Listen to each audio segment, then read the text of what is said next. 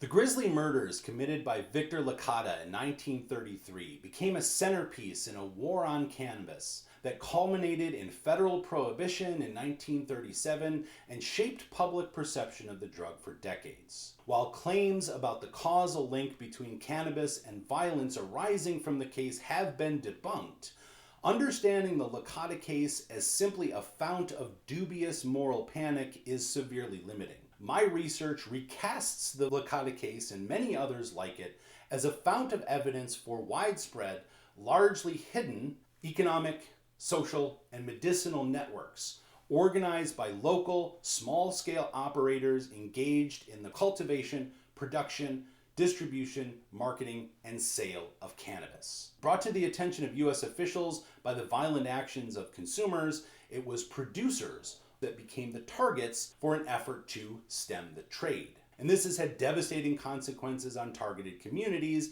even as before the 1960s they were central actors in laying the foundation for the cannabis culture that is being capitalized on in the 21st century.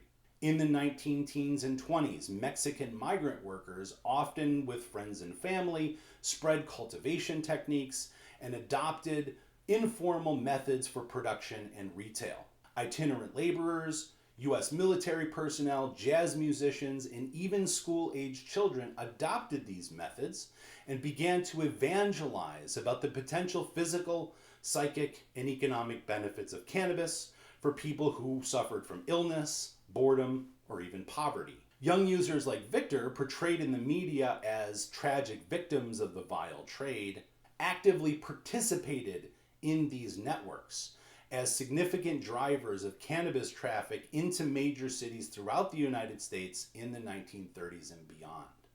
They gathered in groups to smoke pot, listen to jazz music, and dance. The legacy of those healers, entertainers, and entrepreneurs purveying cannabis in the United States prior to 1960s is still being felt in 2022.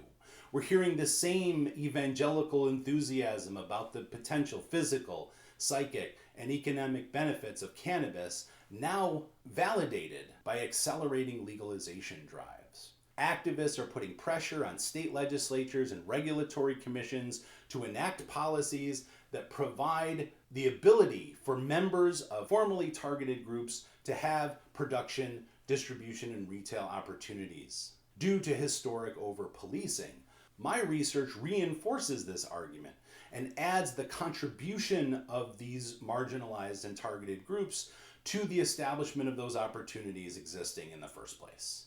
Thank you.